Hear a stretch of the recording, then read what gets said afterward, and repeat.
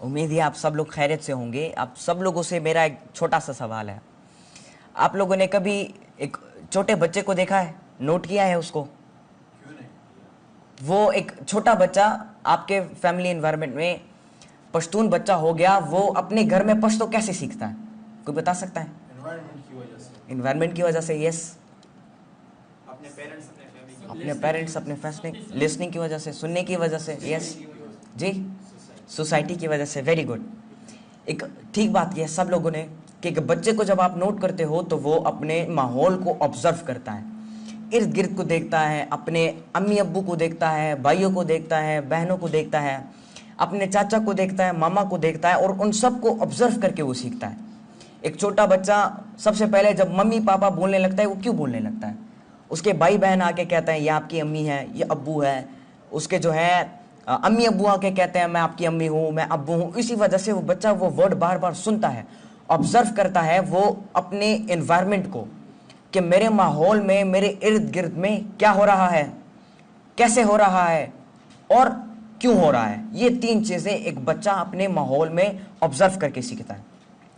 आपने नोटिस किया होगा कि जब एक बच्चा बड़ा हो जाता है, वो टीन एज में एक नौजवान बन जाता है, तो एक बच्चे की जो ऑब्जर्वेटरी लर्निंग होती है वो कुछ और होती है, जबकि एक नौजवान की ऑब्जर्वेटरी लर्निंग कुछ और होनी चाहिए।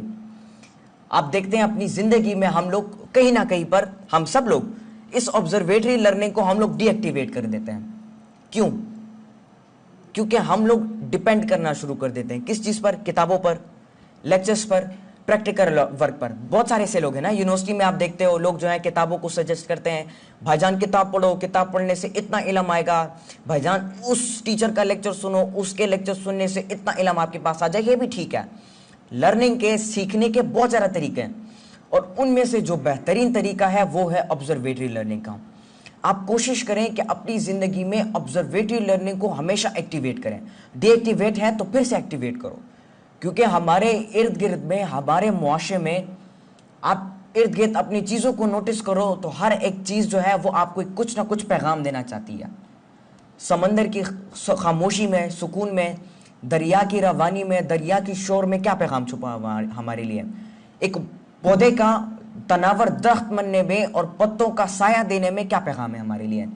जब आप ऑब्जर्वेटरी लर्निंग को एक्टिवेट कर देते हो तो आपके इर्द गिर्द हर एक चीज़ आपको सिखाना शुरू कर देती है, जो कि आपकी प्रैक्टिकल लर्निंग, आपके लेक्चर्स, आपकी किताबों से ज़्यादा लर्निंग आप उस चीज़ में कर सकते हो।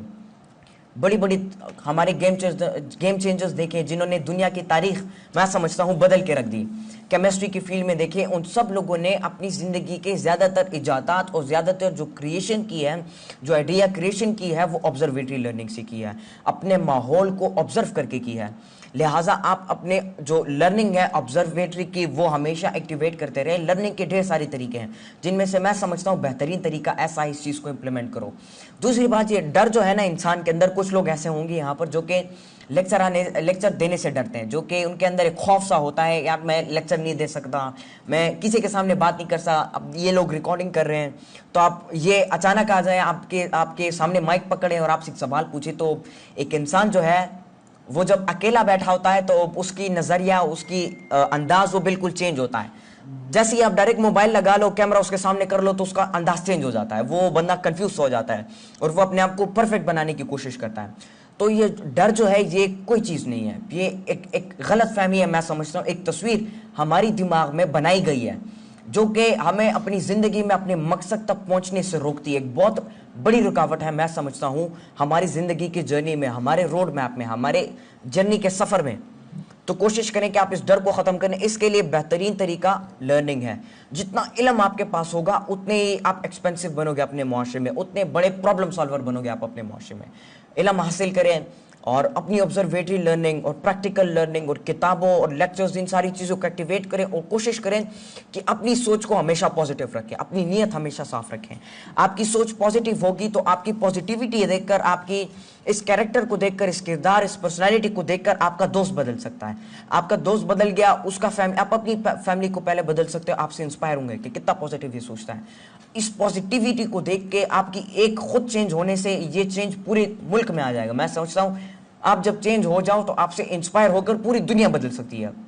जितने भी लोग हैं नेगेटिव सोचते हैं, चीज़ों को नेगेटिव से इस्तेमाल करते हैं, नेगेटिविटी की तरफ जाते हैं, तो वो लोग आपको देखकर कितने इंस्पायर हो जाएंगे। वो लोग खुद ही आपको देखकर इंस्पायर होकर पॉजिटिविटी की तरफ आएंगे, जिसकी वजह से अवेयरनेस फैलेगी मुआशरे में। और जो लोग हैं वो, मैं समझता हूँ, क्वालिटी और अपनी जो कैपेसिटीज़ हैं, जो अपनी सलाहियतें हैं, उनको पर्सनल कैपेसिटीज जितने भी हैं उन सलाहियतों पर काम करना शुरू कर देंगे।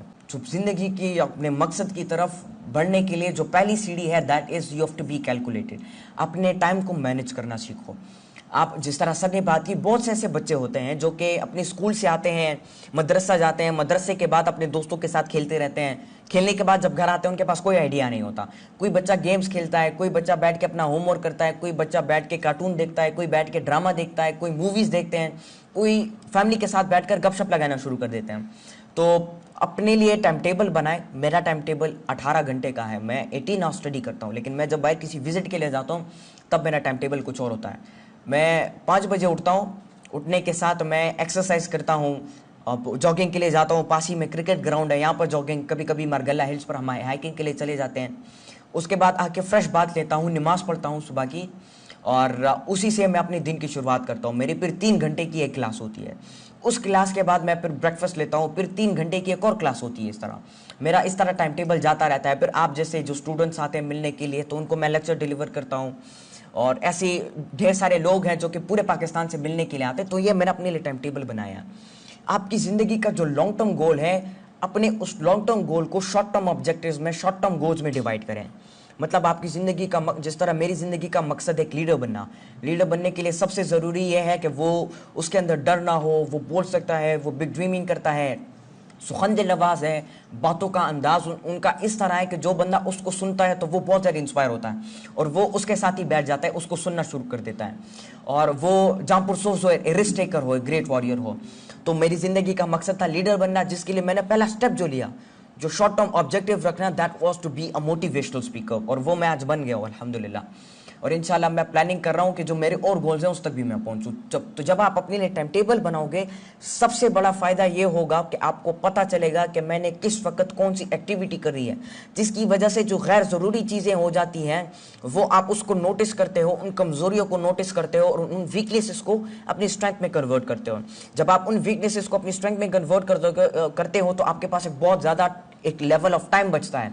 जब आप उस टाइम को अपनी पर्सनल लर्निंग पे काम करते हो, अपनी प्रोडक्टिविटी पे काम करते हो, अपने आप के ऊपर काम करते हो उस वक्त में, तो ये आपको मदद देती है आपकी कि आप जो है बड़े आइडियाज़ क्रिएट कर सको, कुछ तख्लीक कर सको, क्रिएटिविटी कर सको। जो लर्निंग के लिए जो वेबसाइट है, मैं समझता हूँ यूडीमी बेस्ट वेबसाइट है सीखने के लिए, जिसमें हज़ारों की तादाद में कोर्सेज पढ़ें, जो कोर्स आप करना चाहते हैं। सिनेमाटोग्राफी के बारे में, फोटोग्राफी के बारे में, आपकी जो है पब्लिक स्पीकिंग के हवाले से, फियर के हवाले से, डिफरेंट काइंड ऑफ कोर्सेज जो है उसके ऊपर मौजूद हैं। गेम बनाना चाहते हो उसके लिए भी वहाँ पर कोर्सेज मौजूद हैं। सबसे पहले फ्री ट्रायल होता है, उसका इंट्रोडक्शन आपको देते हैं उस टॉपिक के हवाले से। जब आप इंट्रोडक्शन सीखते हो, इफ़ यू आर इंटरेस्टेड, फिर आपको 10 से 12 डॉलर्स तकरीबन देने पड़ेंगे, जो कि मैं समझता हूँ बहुत बड़ा प्लेटफॉर्म है। तो आप आराम से जो है उस प्लेटफॉर्म से एक स्किल उठाएं, उस स्किल को सीखो और फिर उसी स्किल के ज़रिए से पैसे कमाना शुरू करोगे। यह आपको मदद करेगा, अपने अखराजात आप खुद बेयर करना शुरू कर दोगे और अपने फैमिली को भी इजीली आप सपोर्ट कर सकोगे। आपका सवाल?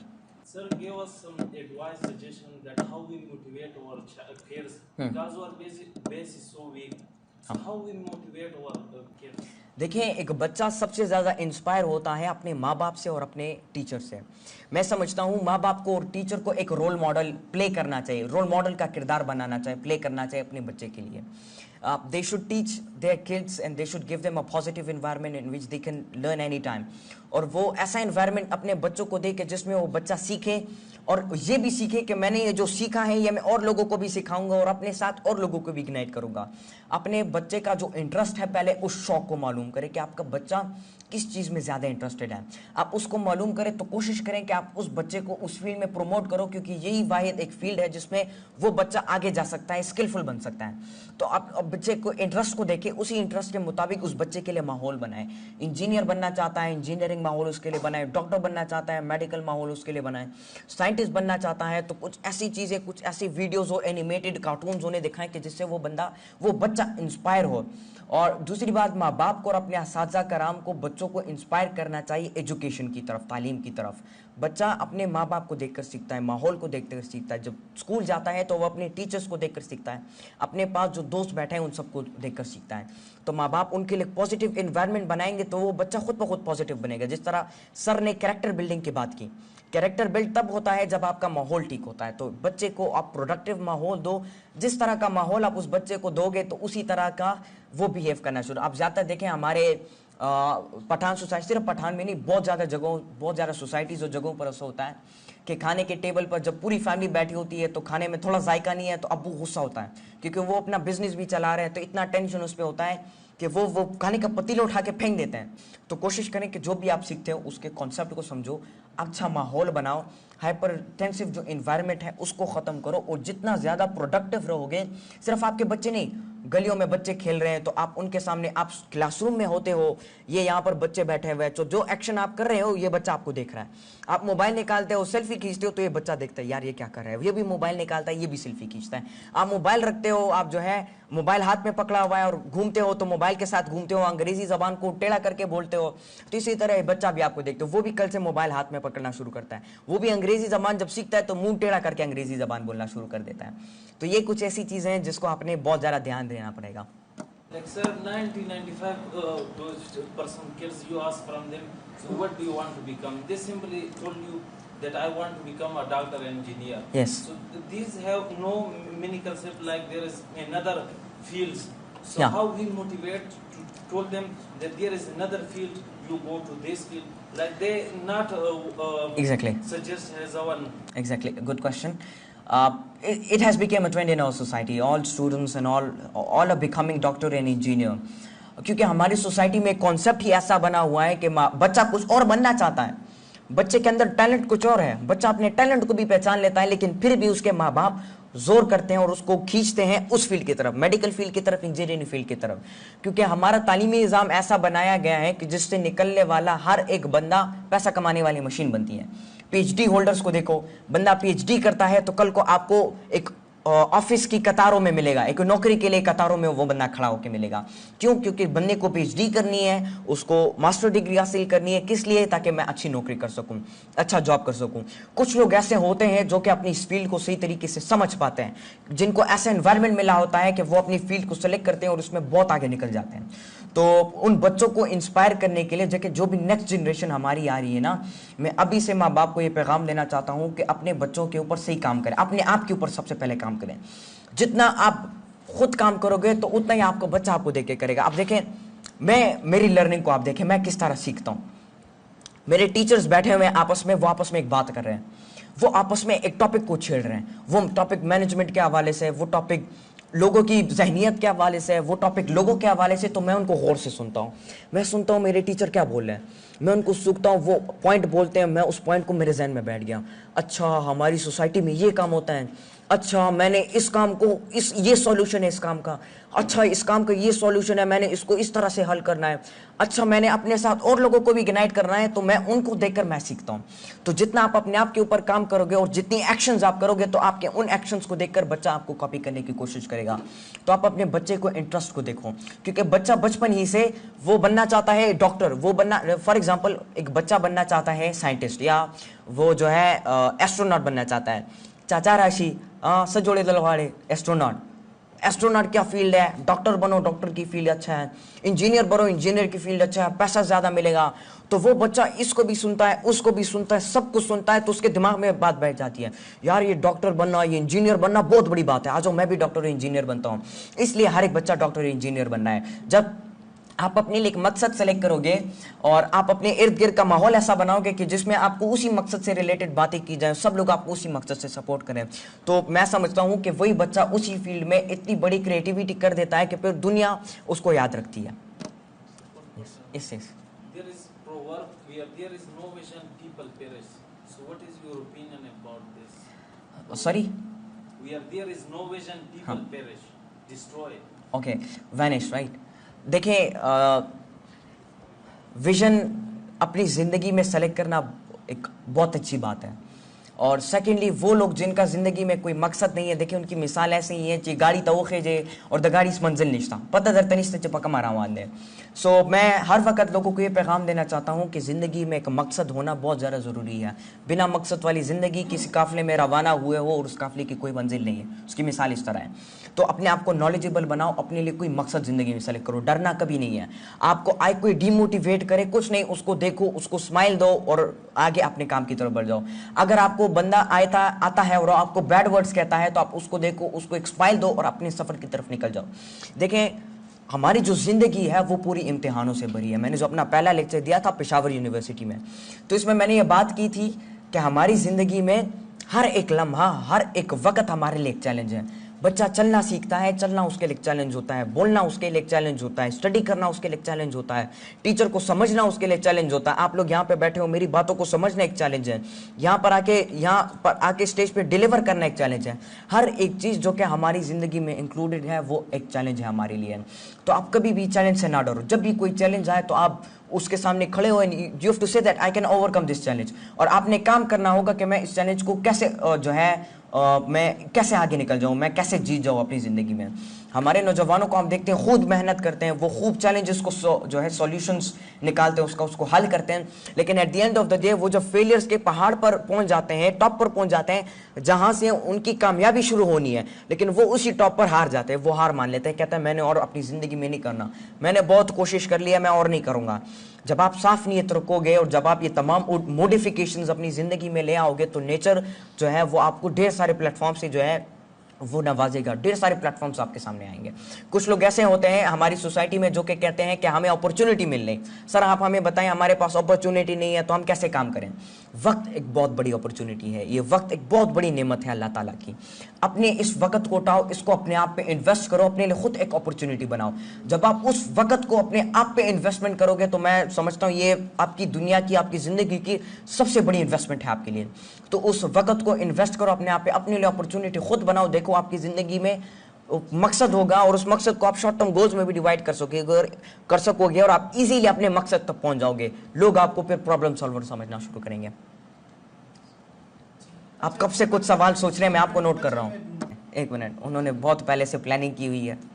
If a person he wants to do something but there are some problem in his life and some people said you can't do this thing and that person also think I can't do this thing, so how we can finish this thing? देखिए, इंसान के लिए सबसे बड़ी challenge होती है कि उसके सोसाइटी में जो लोग हैं जो कि उसके अगेंस्ट हैं, जो कि उसको डिमोटिवेट करने की कोशिश करते हैं, वो बंदा उस चैलेंज को पार कर पाए, उस चैलेंज को जो है टैकल कर पाए।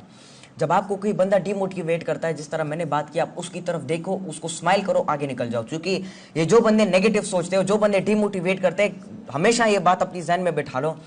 जो बंदा भी आके आपको कहता है यार ता गलत करके दाकार मको टेम्स आया के नोर दसे कारूना के, आप सिंपली ये समझ लो कि इस बंदे का, इस बेचारे का जिंदगी में कोई मकसद नहीं है और ये और लोगों को भी नहीं चाहता कि उनकी जिंदगी में भी कोई मकसद हो।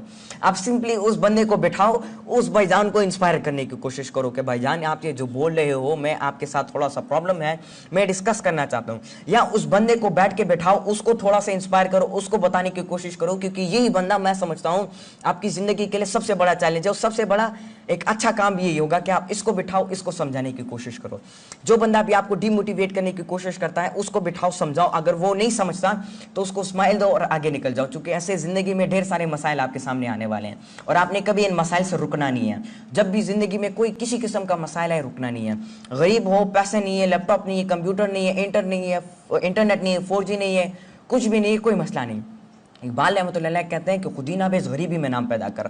जो वसाइल अल्लाह ताला ने आपको दिए, एक किताब है और एक कलम है आपके हाथ में, आप एक कलम और एक किताब से पूरी दुनिया की तकदीर बदल सकते हैं। इस बात को अपने जहनों में बैठाएं और अपने एक मकसद बनाएं कि मेरे पास खैर है कोई सहूलत नहीं है, अल्लाह ताला ने जो सहूलत आपको दी है, आप ये सोचो कि जो फैसिलिटीज़ मुझे ऑलरेडी मिली है इसको मैं यूटिलाइज करूँगा, इसको मैं प्रोडक्टिवली यूटिलाइज करूँ तो अल्लाह ताला मुझे अपनी और रहमतों से नवाजेगा। अल्लाह ताला आपके लिए और रास्ते जो है आगे साफ करेगा, आपके लिए खोलेगा। अल्लाह ताला के साथ एक स्पिरिचुअल एक राब्ता बनाना बहुत ज़्यादा ज़रूरी है। कोशिश करें कि आप एक अकाउंट बनाएं अपना अल्लाह ताला के साथ, कि जिसमें आप 1 लाख डालते हो तो बदले में आपको 10 लाख मिलते हैं। तो आप कोशिश करें एक अकाउंट अल्लाह ताला के साथ बनाएं, अपना एक स्पिरिचुअल राब्ता बनाएं। जो बादशाह की आप सोचते हो, मिलने की ख्वाहिश करते हो, उस बादशाह का बादशाह वो है, तमाम बादशाहों का वो बादशाह है। तो आप उसके साथ रब्ता बनाओगे तो वो आपके लिए ज़िंदगी में तमाम रास्ते आसान करेगा, आपको समझाएगा भी, आपको गाइड करेगा और आपको बुरी चीज़ों से आपको हमेशा बचाएगा और आपके लिए ज़िंदगी में जितने भी रास्ते हैं वो सारे साफ करेगा। जब भी ज़िंदगी में कोई मुश्किल आती है, गलती करते हो या नाकाम होते हो, तो समझ लो ये मेरे लिए एक बहुत बड़ी अपॉर्चुनिटी है। जब भी आप नाकाम होते हो तो ये बात समझो एक बहुत बड़ी अपॉर्चुनिटी है अपने आप को चेंज करने की, क्योंकि आप गलती से आप नहीं सीखते हो, आप अपनी अपॉर्चुनिटी से सीखते हो। ये आप अपॉर्चुनिटी आपको मिलती है, आप नाकाम हुए तो आप इस बात को देखो कि यार मैंने कौन सी गलती की, किस गलती की वजह से मैं पीछे रह गया। इससे फ़ायदा ये होगा कि आपकी एक और वीकनेस कम हो जाती है, आपके अंदर एक और स्किल का इजाफा होता है और आपके पास एक और फील्ड का नॉलेज आ जाता है, जिसकी वजह से आप प्रॉब्लम सॉल्वर बनते हो। मैंने पहले भी कहा कि प्रॉब्लम सॉल्वर को मुआशरे में बहुत ज़्यादा इज्जत दी जाती है, जिनको हम बुजुर्ग कहते हैं। एक आखिरी सवाल है। अच्छा जी, I just want to ask you one question. What is the main reason of resting in China sorry. nowadays? What is the main reason? देखिए, मैं समझता हूँ बहुत से लोग हैं दुनिया में डिफरेंट किस्म के माइंडसेट से, सब लोग अलग अलग सोचते हैं। कुछ लोग जो है सोशल मीडिया में अपना टाइम वेस्ट कर रहे हैं, कुछ लोग जो है ना पढ़ने में अपना टाइम वेस्ट कर रहे हैं, कुछ लोग पढ़ तो रहे हैं लेकिन सही तरीके से पढ़ नहीं रहे हैं, उसमें अपना टाइम वेस्ट कर रहे हैं, कुछ लोग स्कूल जा रहे हैं, कॉलेज जा रहे हैं, यूनिवर्सिटी जा रहे हैं, इंटरेस्ट नहीं है उनका। सबसे बड़ा वेस्टेज ऑफ टाइम ये है कि आप कॉलेज जा रहे हो, पढ़ने के लिए जा रहे हो, लेकिन पढ़ने में आपका इंटरेस्ट नहीं है, जिसकी वजह से आप कॉन्सेप्ट को समझ नहीं पाते हैं, आप जो है अपने टीचर को समझ नहीं पाते, आप वो लेक्चर डिलीवर नहीं कर पाते हैं, आप कुछ सीख नहीं पाते हैं। तो अपने जो सोशल मीडिया का जो गैर ज़रूरी इस्तेमाल है उसको बंद करें। आप अपने कमरे में अकेले बैठ जाओ, सिंपली तरीका, कागज़ उठाओ, पेन उठाओ, अपने कमरे में बैठ जाओ, दरवाज़ा लॉक करो, सोचो थोड़ी देर के लिए सोचो कि मेरे अंदर कौन कौन सी बुरी क्वालिटीज़ है, मेरे अंदर कौन कौन सी ऐसी चीज़ें हैं जो कि मुझे आगे बढ़ने से रोक रही है, वीकनेसेस कौन कौन सी है मेरी चीज़ें। जब आप इन चीज़ों को नोटिस करोगे तो फिर कोशिश करो कि आप अपनी इन ही वीकनेसेस को अपनी स्ट्रेंथ में बदलो। आपके पास बहुत ज़्यादा टाइम बच जाएगा, जिसको जब आप अपने आप पे इन्वेस्ट करोगे तो आपके लिए ढेर सारे रास्ते ज़िंदगी में खुल सकते हैं। एक्सक्यूज मी ब्रदर, इस आप सोच रहे होंगे कि मैं इस मकाम पर खड़ा हूँ, मैं इतना, तो आप तो ये सोच रहे हैं कि आपके पीछे जो है ना टीचर्स के हाथ हाँ। होंगे, आपकी अपनी मेहनत होगी, लेकिन इसकी सबसे बड़ी जो चीज़ है आपके पीछे जो है ना, आपके सबसे बड़ी पीछे जो है ना वो पैसा है। अच्छा, ऐसे बच्चे गरीब होंगे, ऐसे लड़के होंगे जिसके पास एक दिन के लिए खाना होता है, दूसरे दिन के लिए नहीं होता, ऐसे भी लोग होते हैं जी। ना, अपनी पैसे की वजह से अपनी तालीम छोड़ देते हैं। आप जी। इसके बारे में जरा बता दीजिए। देखें, जितने लोग भी सोचते हैं ना कि मेरे पीछे पैसा है, ये मैं समझता हूँ ये बेचारे कुछ कर नहीं सकते अपनी ज़िंदगी में। सेकेंडली, जो भी ये सोचता है मैं उन सबको ये बताना चाहता हूँ, देखिए पैसा is not the thing, money is not the thing. पैसा आपके हाथ में है तो ये बात गलत है कि आप सब कुछ कर सकते हो। आप लोग गरीब किस चीज़ को कहते हो? गरीब कौन है? एक्सप्लेन। ईमान कमज़ोर हो, यस वेरी गुड, जिसके पास कलमा ना हो सबसे बड़ा कलमा ना हो सबसे बड़ा गरीब है। और एक वक्त का मिले दूसरे का पता नहीं। ठीक है, हमारे मुआशरे में आप देखें तो जर्नली बहुत अच्छी सोच है आप लोगों की, लेकिन कुछ लोग ऐसे होते हैं जो सोचते हैं जो गरीब है, जिसके पास पैसे नहीं है, फटे हुए कपड़े हैं, जो भीख मांग रहे हैं, ये गरीब है। ये गलत बात है। दुनिया का सबसे गरीब बंदा वो है जिसके पास इल्म नहीं है कुछ करने के लिए। तो ये जो लोग भी ये सोचते हैं ना, ये गलत बात है। आप देखिए दुनिया के जितने भी बड़े बड़े लोग हैं, इन्होंने गरीबी में नाम पैदा किया है। इन्होंने जो है कोई यूनिवर्सिटी, कोई कॉलेज से डिग्री नहीं ली। सब कुछ छोड़ो, दुनिया को सब कुछ छोड़ो, हमारे असहाबा कराम, हज़रत उमर फारूक रज़ी अल्लाह ताला अन्हु ने किस यूनिवर्सिटी से डिग्री ली थी? ठीक बात है।